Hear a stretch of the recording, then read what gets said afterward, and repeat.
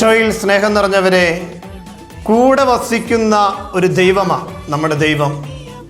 കഷ്ടതകളിലും ദുരിതങ്ങളിലും അകലങ്ങളിൽ മാറി നിന്ന് സന്തോഷിക്കുന്നവനല്ല, മറിച്ച് നമ്മുടെ വേദനകളിലും സങ്കടങ്ങളിലും പ്രയാസങ്ങളിലും നമ്മുടെ കൂടെ നിന്നുകൊണ്ട് അവയെ പ്രത്യാശയുടെ അനുഭവങ്ങളാക്കി രൂപാന്തരപ്പെടുത്തുന്ന ദൈവമിതാ വചനത്തിലൂടെ നമ്മളെ അത് ഓർമ്മപ്പെടുത്തുകയാണ്. യെശയ്യാ പ്രവാചകന്റെ പുസ്തകം 30-ാം അധ്യായം 20-ഉം 21-ഉം തിരുവചനങ്ങൾ.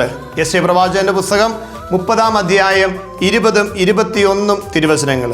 കർത്താവ് നിനക്ക് കഷ്ടതയുടെ അപ്പവും ക്ലേശത്തിൻ്റെ ജലവും തന്നാലും നിന്റെ ഗുരു നിന്നിൽ നിന്ന് മറഞ്ഞിരിക്കുകയില്ല. നിന്റെ നയനങ്ങൾ നിന്റെ ഗുരുവിനെ ദർശിക്കും. നീ വലത്തോട്ടോ ഇടത്തോട്ടോ തിരിയുമ്പോൾ നിന്റെ കാതുകൾ പിന്നിൽ നിന്നൊരു സ്വരം കേൾക്കും. ഇതാണ് വഴി, ഇതിലേ പോവുക. നമ്മുടെ ജീവിതത്തിൻ്റെ പതനങ്ങളിലും കഷ്ടതകളിലും രോഗങ്ങളിലും സങ്കടങ്ങളിലും പരാജയങ്ങളിലും മാറി നിൽക്കുന്ന ഒരു ദൈവമല്ല പ്രിയമുള്ളവരെ, നമ്മളെ ചേർത്ത് പിടിക്കുന്ന ദൈവം, നമ്മളെ ചേർത്ത് പിടിക്കുന്ന, കരം ചേർത്ത് പിടിക്കുന്ന ദൈവം നമ്മുടെ കാതുകളിൽ പറയും, മക്കളെ ഇതാണ് വഴി, ഇതിലേ പോവുക. ദൈവത്തിൻ്റെ സ്വരം പരിശുദ്ധാത്മാവിലൂടെ നമുക്ക് നൽകപ്പെടുന്നുണ്ട്. തിരിച്ചറിയണം കേട്ടോ പ്രിയമുള്ളവരെ. നമുക്കറിയാലോ, ഏതൊരു പ്രവൃത്തി ചെയ്യുമ്പോഴും നമ്മുടെ ഉള്ളിൻ്റെ ഉള്ളിൽ ഈ പരിശുദ്ധാത്മാവിൻ്റെ ഒരു സ്വരം നമ്മൾ കേൾക്കാറില്ലേ? ഇത് അങ്ങനെ ചെയ്യരുത്, ഇത് ചെയ്തിട്ടുണ്ട് ശരിയാവില്ല. ചിലപ്പോഴെങ്കിലും ചില വീഴ്ചകൾ വന്നു കഴിയുമ്പോൾ നമ്മുടെ മനസ്സിൽ തോന്നും, ഷോയെ ഞാൻ ചെയ്ത് ശരിയായില്ലല്ലോ, ഒരു സോറി പറയാം എന്നൊക്കെ നമ്മളെ തോന്നിപ്പിക്കുന്നത് പരിശുദ്ധാത്മാവിൻ്റെ ചൈതന്യമാണ്. തളർന്നിരിക്കുമ്പോൾ പരിശുദ്ധാത്മാവ് നമ്മളോട് പറയും, നീ തളർന്നിരിക്കേണ്ടവനല്ല, നീ തകർന്നിരിക്കേണ്ടവനല്ല. പ്രിയമുള്ളവരെ, പരിശുദ്ധാത്മാവ് ഇങ്ങനെ നമ്മളെ കൈപിടിച്ച് പുതുജീവിതത്തിലേക്ക് നയിക്കും. പോകേണ്ട വഴികളെ നമുക്ക് കാണിച്ചു തരും. ഒന്ന് മാത്രം ചെയ്താൽ മതി. പരിശുദ്ധാത്മാവ് പറയുന്നത് കേൾക്കാൻ പാകത്തിന് പരിശുദ്ധാത്മാവിൻ്റെ ശബ്ദപരിധിക്കുള്ളിലായിരിക്കണം നമ്മുടെ ജീവിതം.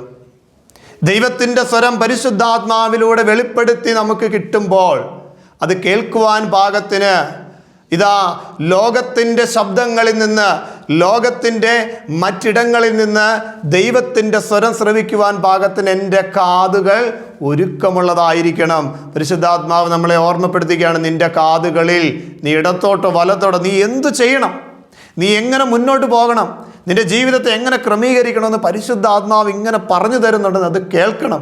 അത് കേൾക്കുവാൻ പാകത്തിന് പരിശുദ്ധാത്മാവിൻ്റെ ശബ്ദപരിധിക്കുള്ളിലേക്ക് നമ്മുടെ ജീവിതത്തെ നമുക്ക് ചേർത്ത് വയ്ക്കാം. നമുക്ക് പ്രാർത്ഥിക്കാം, കർത്താവേ, പരിശുദ്ധാത്മാവിലൂടെ അങ്ങ് നൽകുന്ന പ്രചോദനങ്ങൾ സ്വീകരിച്ച് കഷ്ടതകളിലും ദുരിതങ്ങളിലും അങ്ങ് ഞങ്ങളെ ഓർമ്മപ്പെടുത്തുന്നുണ്ട്. ഇവയെ രക്ഷാകരമാക്കി തീർക്കുവാൻ കഴിവുള്ള ദൈവത്തിൻ്റെ കരം പിടിച്ച് മുന്നേറുവാൻ ഞങ്ങളെ ഓരോരുത്തരെയും ശക്തിപ്പെടുത്തണമേ, ബലപ്പെടുത്തണമേ.